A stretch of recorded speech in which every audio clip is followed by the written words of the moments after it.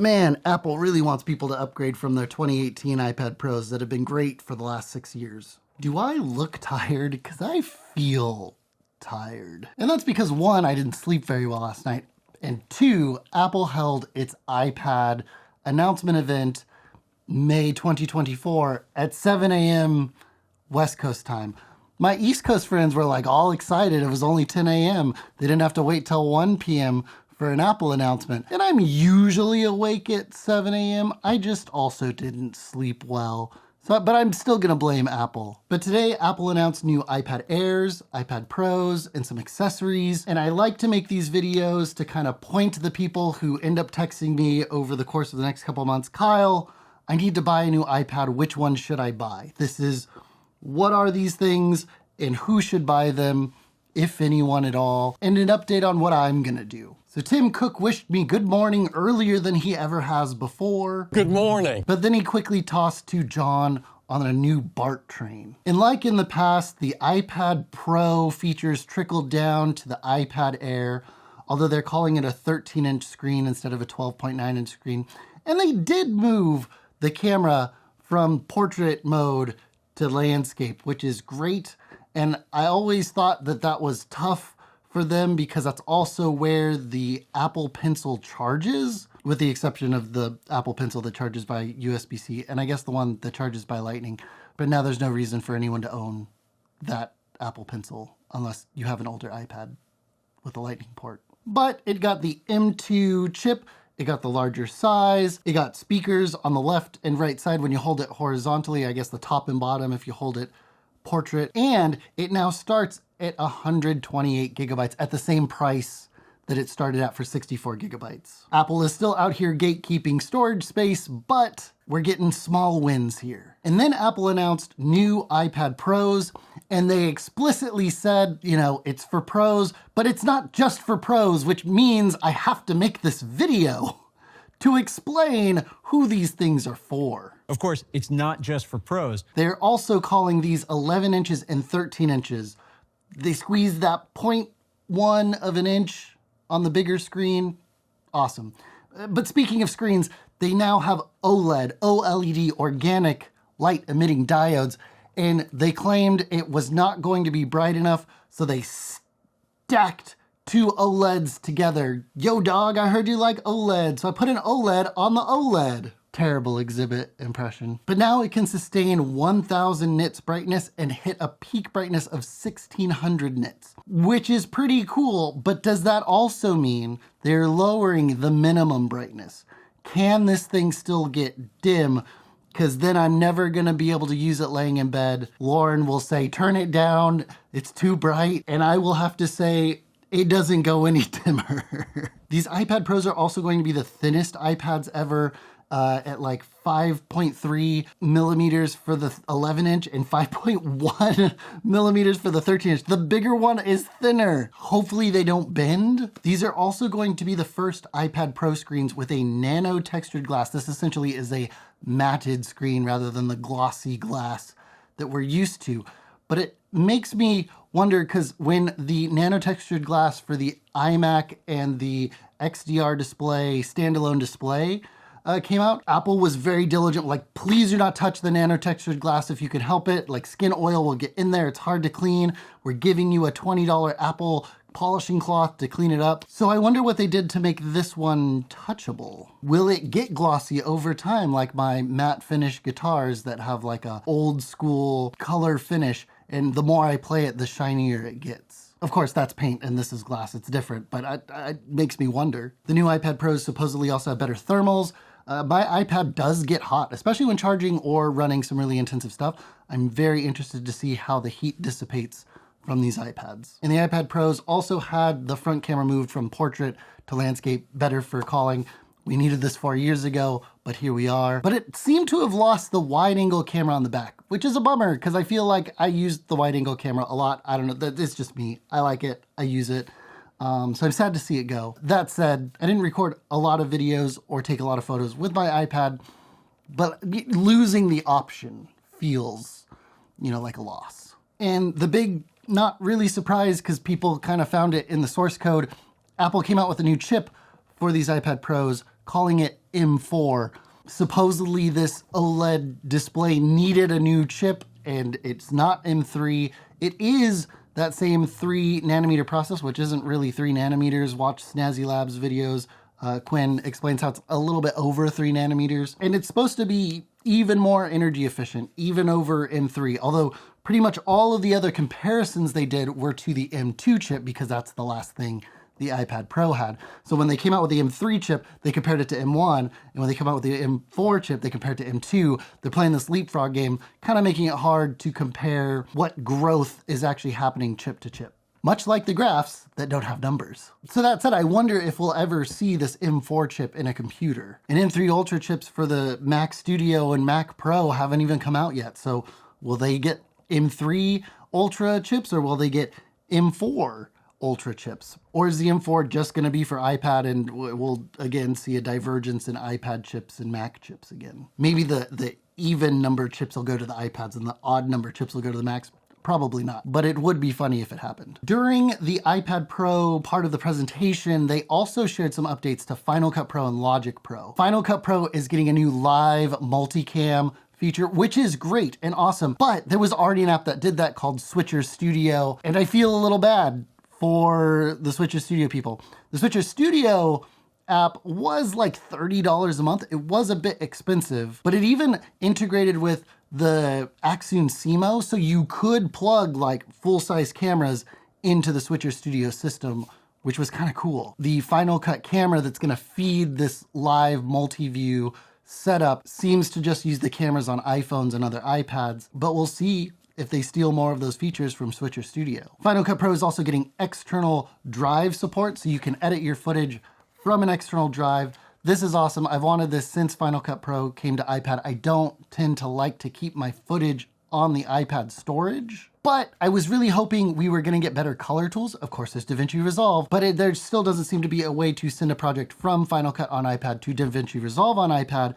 So I'd love to get the color wheels, color curves, hue and saturation curves, and scopes that are on Final Cut on Mac on the iPad. And I haven't really used Final Cut on iPad in a while, so I'm not sure if they added this, but another thing that's like crucial to my workflow is the ability to change the audio channels on a clip. I love to be able to switch a stereo clip like this from my R6 Mark II because I'm using a Rode Video Mic NTG and recording the left side at full gain and the right side at a lower gain to avoid clipping my audio. And I need to be able to switch my stereo clip to mono in my NLE, quickly tell the program, no, this isn't actually a stereo clip, treat these as 2 mono files. And I can't do it on Final Cut for iPad, so it makes it very hard to use without then editing on iPad and then sending it to Mac to finish it anyway. So I just edit it on the Mac because I don't need that extra step. Plus I had to edit on internal storage, so I guess editing on external storage will help that,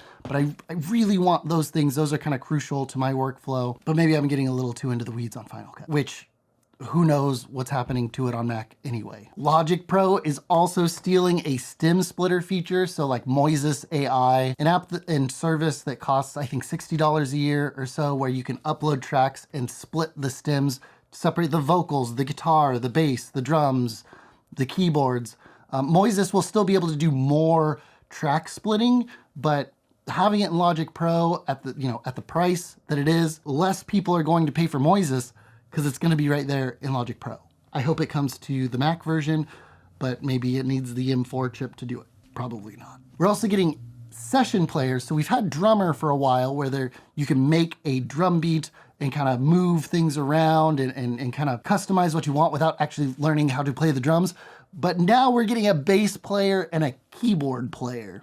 So these session players will be able to follow the changes and make a bass line and make a keyboard line and probably be able to provide it some styles that you want to hear and have it emulate that. So Logic Pro is coming for your job, bass players. I love my bass players very much. Please don't get mad at me. And the thing that I'm most excited about for Logic Pro is this new Chroma Glow plugin to kind of emulate analog sounds. Some machine learning studying happened and hopefully we can emulate some good warm tape sounds and some studio spaces that you probably would not have access to without a lot of money. So for a $5 a month subscription to Logic Pro, it could be cool. I want to see it in action, but that's kind of what I'm most excited about. Then we return to the iPad Pros. We learn that they're starting at $999 for the 11-inch and $1,299 for the 13-inch. And they are still starting at 256 gigs. My guess is that the 1 terabyte and larger sizes are going to have more RAM, if we can look at how history has played out. And then we learned about some new accessories. The Magic Keyboard has been updated for the M4 iPad Pros, and it only works with the M4 iPad Pros. But we finally get a function row and a little bit more stability. It's now like aluminum around the edges. It's not that like pressed neoprene, not neoprene, what is that material? I forget. That gets like weird and it starts to separate over time. So that's really nice. They seem a lot more premium. And the trackpad actually works like a MacBook trackpad now, where it moves, but it doesn't click itself. It uses a haptic motor to provide haptic feedback to emulate a click. So it should feel a little bit more, should feel a little more solid too. But I wonder what that means for battery life, having a haptic motor in the Magic Keyboard. Of course, the key is already glowed, and we don't complain about how much the haptic motor uses on our MacBook, so it's probably not much, but it makes me wonder. The 11-inch keyboard takes over that $299 spot, and the 13-inch keyboard takes over the $349 spot. Still a little expensive for these Magic Keyboards, but I think they're pretty cool. And then lastly, we got the Apple Pencil Pro.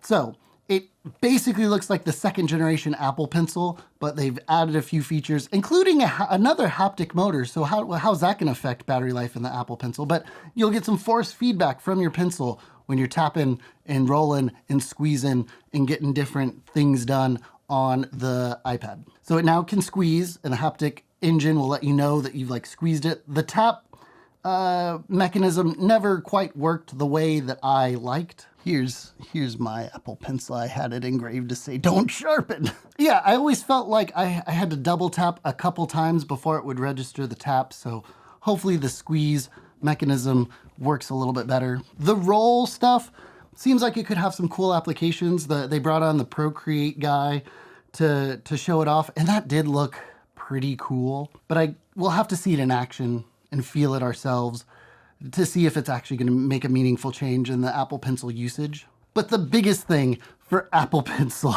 updates is that it finally has Find My.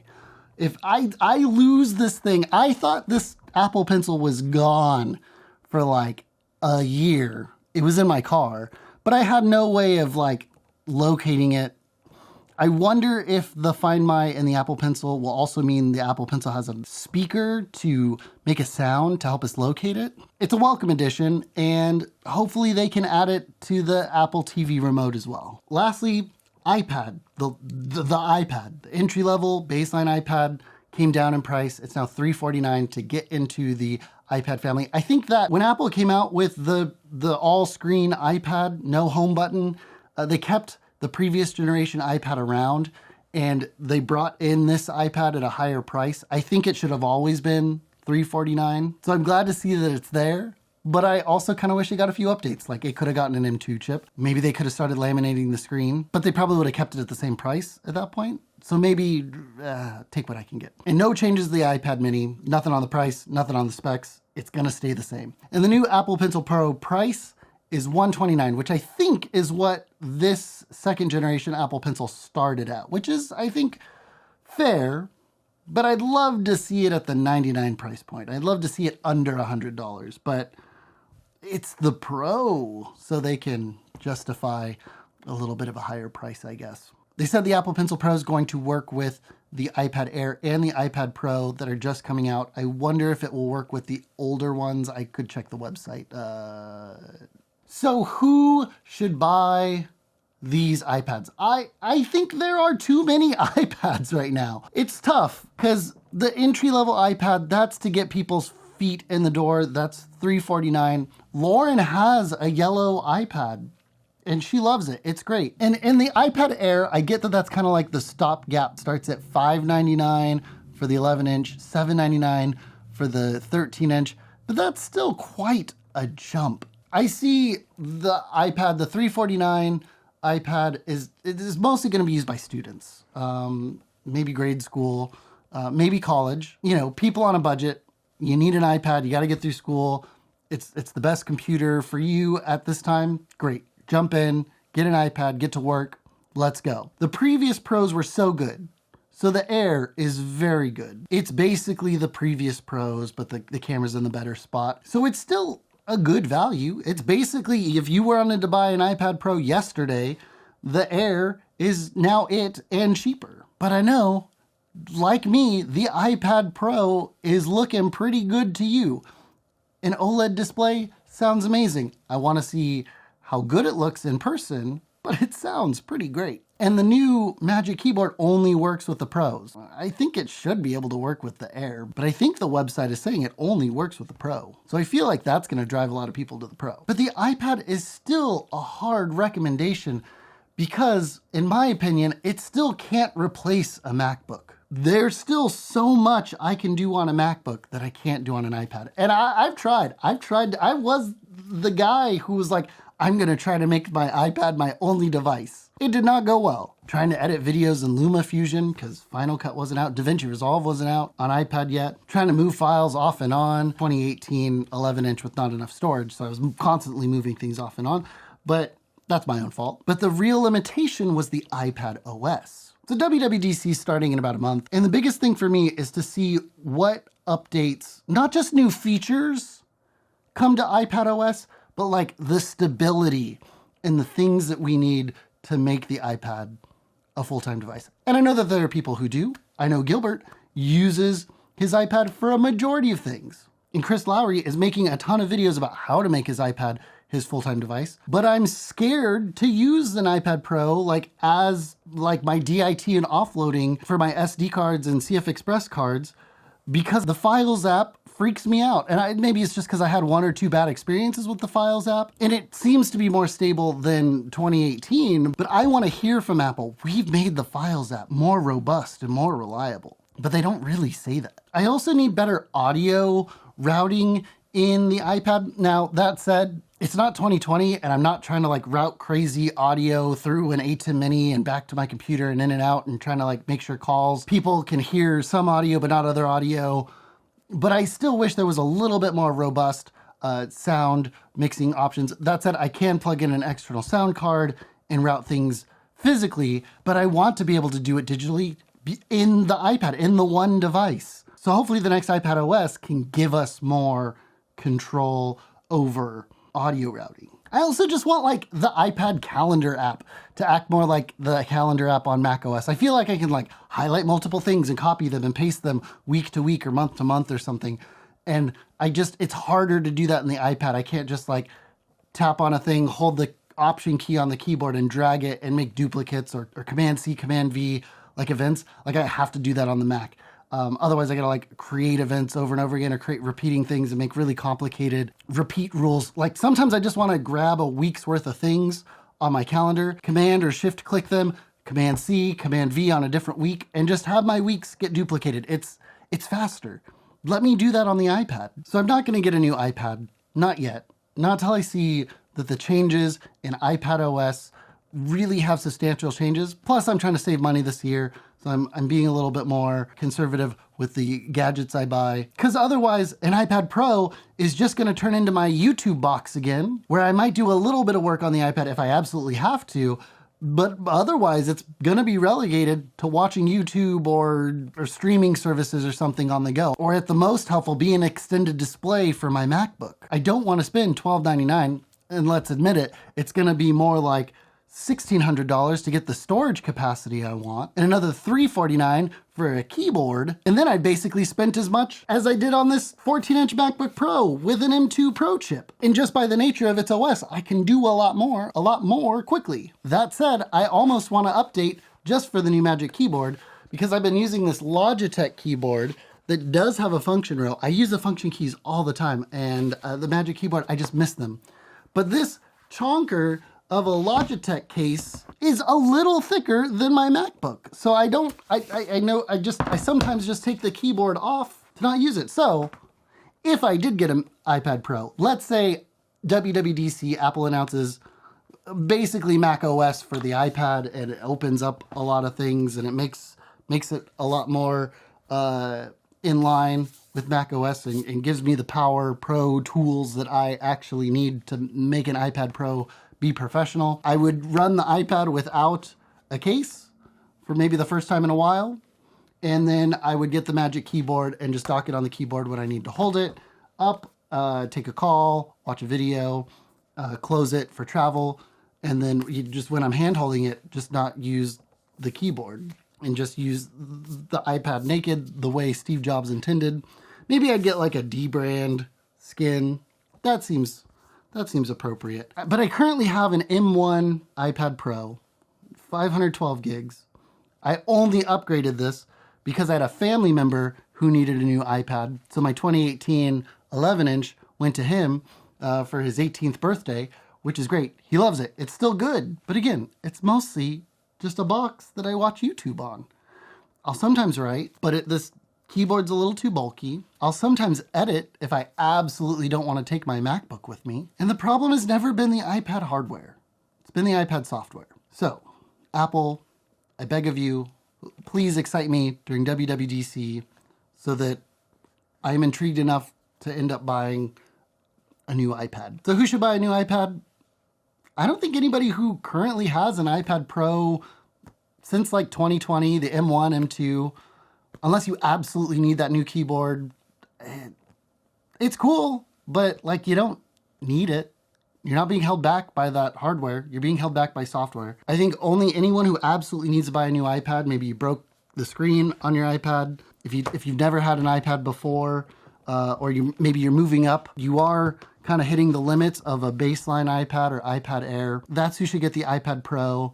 I think if you can afford an iPad Air, it's good enough. I don't think anyone other than Lauren is necessarily choosing to buy the entry-level iPad. Maybe that's all that fits in your budget, which there's no shame in.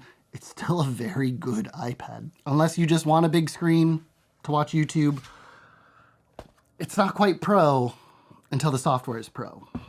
That's it. That's my thoughts. We'll follow up on this when WWDC announces software. In the meantime, keep on rocking. I'll see you. Peace. Is John M. Chu really still using his Apple Vision Pro for watching dailies of Wicked? I'd love to find out if he actually is.